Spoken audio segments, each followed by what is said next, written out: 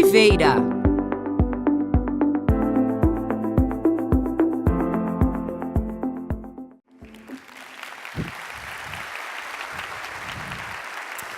É difícil falar, né? Depois da nossa colega, a gente se emociona, e eu, como menininha, também me emociono, apesar de ser da área de estatística.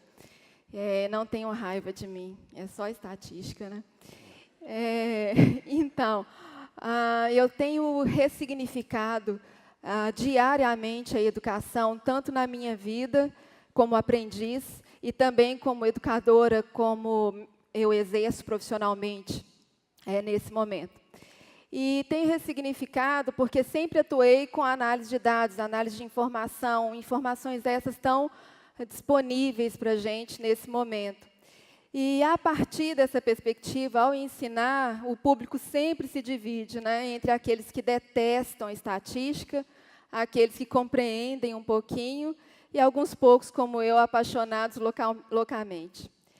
E quando aplicado aos negócios, hoje eu trabalho na Fundação Dom Cabral, e aplicado aos negócios, tenho conversado muito sobre palavras que aparecem aí no nosso cotidiano, até nas mídias de forma geral, como Data Analytics, Machine Learning, Inteligência Artificial, e assim vai.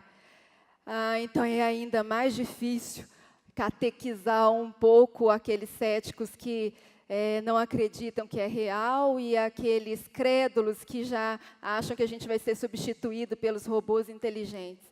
Então, procurar o equilíbrio aí tem sido um desafio. Mas hoje, eu vou compartilhar com vocês uma experiência nesse campo, não para conversar sobre estatística, e sim para conversar sobre esperança, talvez, sobre trajetória profissional. E lá pelos 12, ainda com os meus pais, né, eu aspirava a ser atendente numa padaria muito chique que tinha lá perto da minha casa, e alguém, nesse caso os meus pais, me deram a esperança de poder ir além. E sonhei, então, entrar para a faculdade, escolhi o curso mais fácil de entrar, mal sabia eu que era o mais difícil de sair.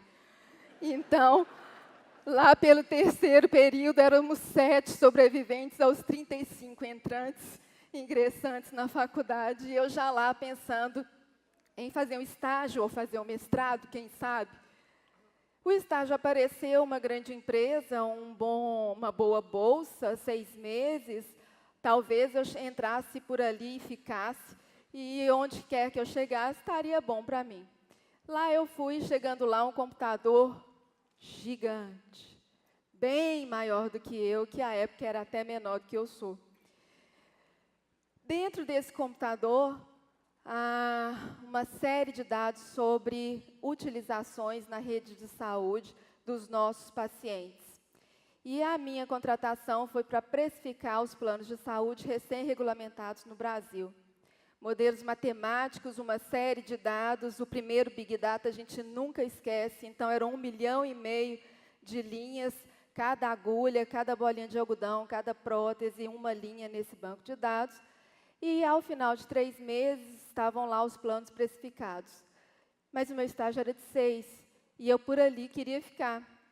Fui procurar o que fazer. E, procurando o que fazer, cheguei no 6º andar, me deparei com uma equipe que eu nunca tinha visto, de surdos e mudos.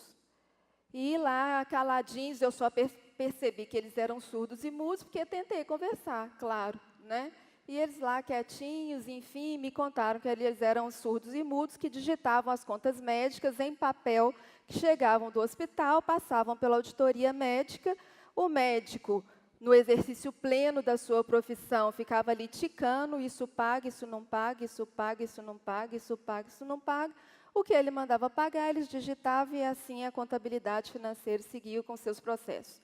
Eu, então, tive a ideia, por que não usar a estatística? Eu pego as contas que estão chegando, comparo com a média histórica, se essa diferença for grande, ok, elas vão para a auditoria com prioridade. Se elas não forem grandes, vão para baixo da fila. Até porque os hospitais, enfim, já tinham aprendido que os médicos não davam conta de tantas contas e deixavam aquelas mais complexas para o final. Assim foi feito, teste 3 meses, redução de custos significativas, previstas, porque estava em teste, afinal de contas, eu era um estagiário, né? Estagiário bom, enfim, vocês já foram estagiários. E daí, depois de 3 meses, implantamos. 6 meses depois, 17% de redução no custo assistencial. Um impacto tal nunca, ou pelo menos nos últimos anos, não observado ali naquele lugar. E daí, fui além. Ok, já que a gente recebe, já que a gente digita no sistema toda a conta, por que não recebê-las assim do hospital?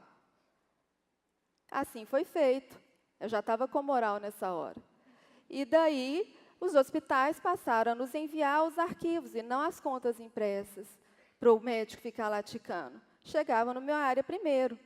E dali já iam para o médico auditor. Quem sobrou?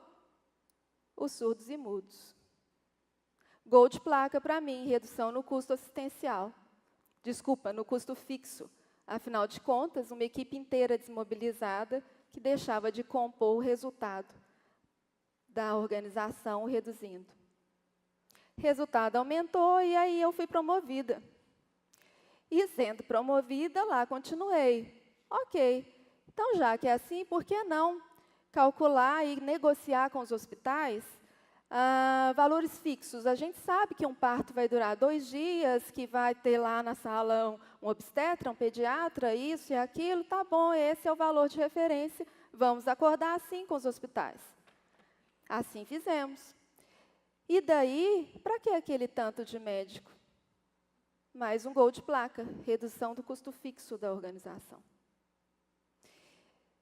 Entre sugestões como essas, hora e outra, recebo um telefonema, vários gols de placa, várias promoções, um super reconhecimento, ego nas alturas, meus pais orgulhosos, pronto, feliz.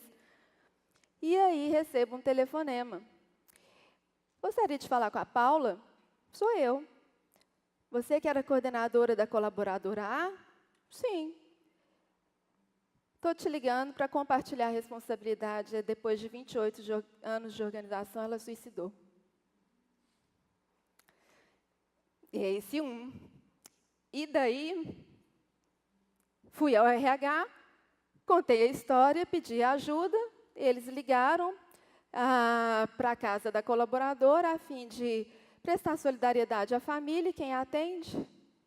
A colaboradora A, que felizmente para mim não tinha suicidado. Era um trote, mas eu vi o risco que eu estava correndo de desconsiderar o lado humano e considerar somente o que eu estava ali fazendo, que era fazer as contas, era recomendar o que precisava ser feito com as contas, e não analisar sistematicamente ou sistemicamente o que poderia acontecer com as pessoas ali por conta das contas que eu estava fazendo. Não bastante, andando pelo corredor, encontro com um par. E o par, nessa hora, consegue ser muito solidário, né? Porque, afinal de contas, ele é par, e aí ele fica o tempo inteiro torcendo por você, né? Ele não compete de jeito nenhum com você, né? E daí ele fala comigo algo que me marcou profundamente, que redirecionou a minha carreira completamente. Paulinha, e como eu disse, eu era mais Paulinha do que eu era agora, sou agora. Ninguém chega a esse ponto sem conhecer e dançar o ritmo da sacanagem empresarial. Você sabia o que você estava fazendo. Mais uns 3 anos, cheguei ali ao topo naquela organização. Ao topo, aos 30 anos, há 12 anos atrás. E lá tentei com afinco analisar sistemicamente, mas me faltava conhecimento a respeito desse aspecto humano.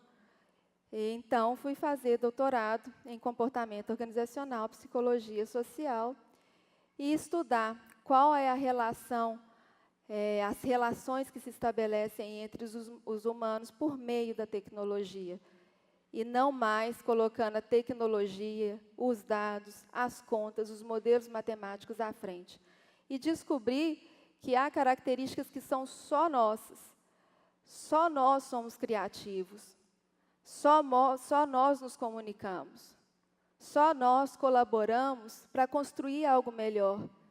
E por isso a gente constrói a tecnologia para nos complementar e não para nos substituir. E se ela chegar a um nível de uso, como, sei lá, da bomba atômica que nos ameaça, a gente vai optar por se comunicar e achar uma solução. E assim eu penso sobre a computação cognitiva, sobre o machine learning, sobre inteligência artificial. São criações nossas para nos complementar, para potencializar a educação e não para nos substituir. E se assim for, a gente vai encontrar uma solução e tenho a esperança que eu compartilho com vocês que encontraremos.